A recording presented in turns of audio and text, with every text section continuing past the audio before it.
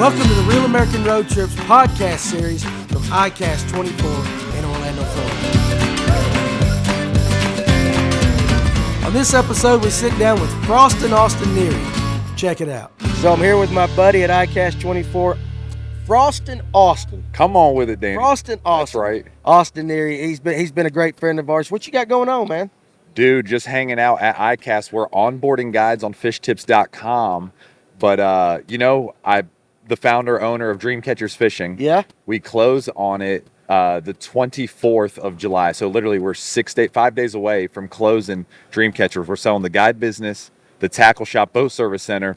My wife and I have bought a fifth wheel, and we are literally traveling the United States, onboarding guides on fish tips and just making YouTube content. Our family traveling, fishing, making memories, traveling the world. That's awesome, dude. Yeah, dude. And here's the deal. I'm like, the American road trip. Yeah. That's it. We're going to be the American fishing family just traveling.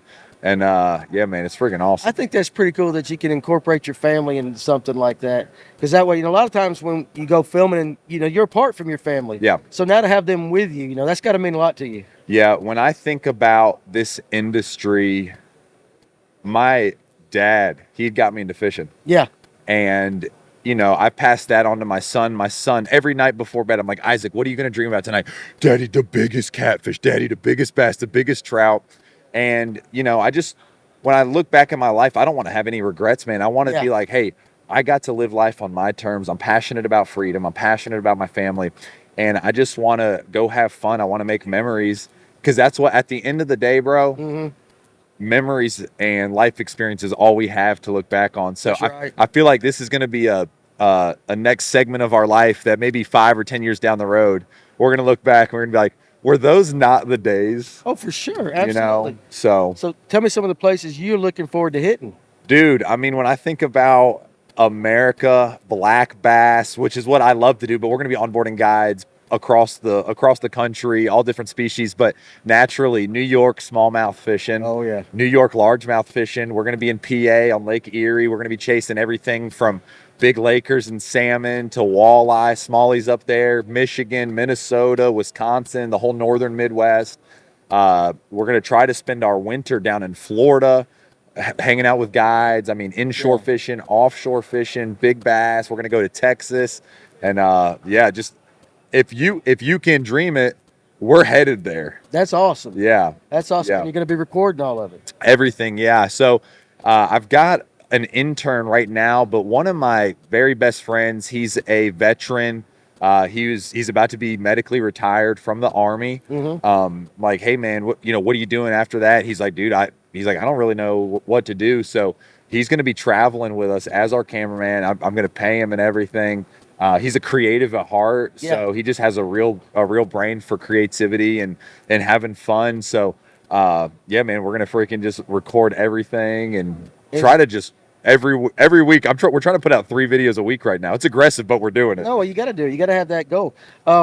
Is this going to go on Frostin Austin? Yeah, it'll be on Frostin Austin. I've been thinking about rebranding the channel to the American Fishing Family, but you've known me long enough to know like Frostin Austin is me. I'm just kind of goofy. It is. I'm silly. It works. Yeah, it works dude. For you. I was trying to think of a creative name because Dreamcatchers, my business is such like that is my life's mission. I want to help people reel in their dream catch. So I felt like it was the brand was really me, but like where I've gotten to in my career as a content creator, as an entrepreneur, I was like, hey, I needed this business and it's developed a lot of things professionally with me. Right. But now it's like, it's actually, God has used it as a stepping stone for me to go on to the next thing. So it was really hard to try to rebrand, But Milliken calls me Frostin. He's like, bro, you're Frostin because you're sweet and white. And I'm like, all right, deal. Sweet and white? That's what Milliken said? That's what he said. I've got to meet him. I've never met him. Really? He's an absolute knucklehead. I talked to him this morning. He's sending me videos, smashing smallies from up in the northern Midwest. And you and him fished a tournament together just recently. Oh, yeah. Kind of well. I saw the pictures. Yeah. He went to, he had the Elite Series tournament on Lake Murray. And he's like, dude, I've never done the herring thing before. And I'm like, well, I'll meet you at Clark's Hill. It's probably one of the closer lakes to Lake Murray, obviously. And I just was like, let's go fish. Let me show you how I break down herring lakes, and we were just, fishing Clark's Hill, fluke fishing stuff. And then On my lakes in western North Carolina, upstate South Carolina, North Georgia, a little bit north of where you are, those big largemouth tend to do some silly things with herring, like things that are what I would say counterintuitive when you're thinking about patterning bass. And I'm like, let's just go check some stuff just visually. I'm like, I saw a couple areas like while we're driving, and it's amazing when I think about intuition and just being on the water a lot. You make good decisions and you don't even necessarily know you're doing it. Right, yeah. But we rolled up to one deal, dude. I throw a top water, my first cast, catch like a 5.5 pounder. And he's like, no way. And then we pull up on another point. I catch a 4 and change. And then I pull up on another point, catch like a 3.5. And poor Ben, I was whipping his tail. Oh, yeah. You know, and I love Ben to death. He believes in his electronics. He's scoping, you know, and I'm like, you know, I listened to Matt O'Connell a minute ago. You were talking about, you know, you asked Matt, what's the number one takeaway from forward-facing sonar? And I encourage you guys, if you guys are cutting these up, go watch Matt O'Connell's video right here with Danny because it was so freaking dialed in. He's such a good fisher. I think he's a top 5 fisherman. Great. He's a top 5 fisherman on earth right now. I'm standing by that statement. I would say he is versatile at all kinds. He's always he's incredible. But he talked about his deal. But what I was going to say, forward-facing sonar, what Ben and I really like, sometimes you don't see him. Yeah, that's true. Sometimes you don't see him on forward-facing sonar. A lot of times on our lakes and really across the board, and if you've watched forward-facing sonar long enough, you have seen fish come off the bottom that you never see. Exactly. So when I think about that, it still to me means side scan is extremely important. Yep. And intuition. Yeah. Because I'm like, hey, dude, you know, when we were on Clark's Hill, we're not seeing those fish on the points on forward facing. You do see them when they're up there feeding and they're chasing. You can't miss them because they're, you know, 3 to 5 pounders on the scope. But when they're just there waiting for the herring, a lot of times, dude, they are bellies in the mud up there. You don't see them, or they're in isolated rock and there might be a crevice of a rock. And you see it all the time with the guys up north when they're chasing smallmouth. Sometimes the smallmouth, you just can't see them on the scope. Right. So at that point, it really takes intuition and being able to really dial in your secondary electronics, what I would call secondary electronics. They used to be primary, but your side scans, your structure scans, intuition, and don't hesitate the side scan. It makes a difference. And sometimes you still have to fish intuition, even in 2024. Oh, yeah. You know, the sonar doesn't guarantee you're going to catch the fish. 100% chance. And by the way, the sonar still, like I said, the sonar still not showing you everything. That's right. Yeah, for sure. I think a lot of guys feel like intuition is a thing of the past, but if you have that in conjunction with all this stuff, oh my gosh, that's what's going to set you apart. Dangerous. And that's what you think about guys that I'm like, he's a killer, he's a killer, he's a killer. You look at some of these dudes and they're like, okay, they're only doing good on scoping tournaments, and that's just not the case. A lot of these guys who are the best scopers also just have an intuition and instinct to know, hey, this is what the fish should be doing based on the pattern, and they can make subtle adjustments, not using live scope, and go out there and still find the most effective, efficient bite. So yeah, it's definitely a two-prong approach. It makes a difference. So. It does, 100%. Now, we've mentioned fish tips a time or two in this, but for someone that's watching this and doesn't know what fish tips is. Yeah, great question. Great question. So I was a guide for 11 years in western North Carolina, North Georgia, upstate South Carolina, and all the time people would ask me for info. Hey man, I'm coming into town. Where should I go? What should I throw? And what I noticed is if they wanted a guide trip, they would say, hey man, I want to book a guide trip. So there's people that value my information. That's why they're asking. But for a guide, there was always this weird middle ground. The only way for me to monetize information was to provide my time labor, to provide the guide trip, which by the way, I still love. I love fishing with people. You know me, I love sharing my passion. But there are people who are like, hey, they have a boat. Or maybe I'm too booked up, whatever. They can get on fishtips.com, and guides are posting what we call digital guide trips, exactly how and where we would guide you, the baits, the patterns, the techniques, the cadences, all the minute details to help you go out and have success on the water without a guide being in the boat. And dude, it's an education platform. It is really education. You know, we have Matt O'Connell's on our platform. We have Brooks Anderson. Love that kid. My gosh, one of my favorite people. He's on our platform, absolutely crushing it.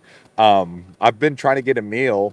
Paul Marks, I talked to Paul Marks, and he's really interested. And these are a lot of our Tyler Campbell, North Georgia anglers. Tyler Campbell's on it, dude. Tanner Haddon out of Clark's Hill. Young dudes are utilizing this, making passive secondary income. You know, because like this, we're all guides. We're all at iCast. How are we supposed to make money at iCast when we make our money guiding. But now Exactly. you can get on fish tips. In fact, even while I've been here, I've made about $300 just selling tips on my local lakes. Guys come into town, they're fishing it, they're confused. Maybe they got a few hours, they're going out with a friend, a business partner, their wife, their kid. They want to maximize their time. I can't provide the trip, but they can know exactly where to go, what to throw, how I would guide them. And that's what's cool about it, man. It's a win for them. It's a win for the guide. Yeah. So how has that business been? Are we growing it? It's called slow momentum. I call it momentum, but slow. Slow Momentum. It's just like anything. When you get used to making money the same way for so long, anything that could threaten the possibility of making money in any sort of different way kind of feels weird. So a lot of guys are a little hesitant, or they're like, man, I don't know if I want to sell my secrets. I'm like, bro, we're guides. We sell our secrets. And they're like, yeah, you're right. So it's just constantly educating. It's new, right, dude? Airbnb grew slow, and then it just exploded. Uber grew slow and then exploded. Uber Eats grew slow, then exploded. A gig economy takes time because it's built on trust. So the more people that hear about the platform and have a great experience, and the more guides that hear about the platform and they're able to make some money, and it's a win-win for both people, it's going to continue to grow. But we're up to about 400 guides that utilize the platform. I'd say we have 100 guides that are like, they're constant. They put up at least a couple tips a month. Yeah. And dude, we have probably a dozen guides that are on pace to make 15,000 this year on the platform. Secondary income. Secondary income, just passive, 15 minutes a week, posting a tip or two from a couple lakes, a couple different species. Dude, 15 grand is really good money as a fishing guide. I think it's 15 grand, bro. That's like 2 nice vacations, Absolutely. So it's growing. I think it's a great idea. I've always told you I thought it was a great idea. And when we first started, there was obviously, once again, just because when something's new to a market, there's a lot of pushback. Yep. It'd be like, this is weird. But from the beginning, I think the light bulb went off for you as an entrepreneur immediately. And you've always been in our corner. Yep. You've seen it. You've always advocated for us. Yeah. I obviously know how passionate you are about guides. You have all of us on your shows constantly. Love 'em. So, you'd have a deep caring about our livelihood, our success. And we reciprocate that. We love you to death, and we appreciate what you do. Absolutely. And but you've always been in our corner and advocated for us, which is it's always great, man. It's just great. I was just telling someone in the industry, as much as this show's about new products and promotion and everything, it's about relationship building. 100%. It's about shaking hands. It's about maintaining, nurturing relationships. It's about networking. And, I've just always been grateful for you just having our back in this industry, man. And I like good people. Yeah. I like good people. I like hanging around with good people. Yeah, no doubt. So I appreciate you stopping by. I cannot wait to see the footage from the trip. Oh, man, we're going to have so much fun. And it's going to be on Frostin Austin on your YouTube channel. Frostin Austin, the sub-channel will do a playlist called The American Fishing Family. That's awesome, dude. I always enjoy being with you, Yeah, you too, Danny. Appreciate you, buddy. See ya. Cool.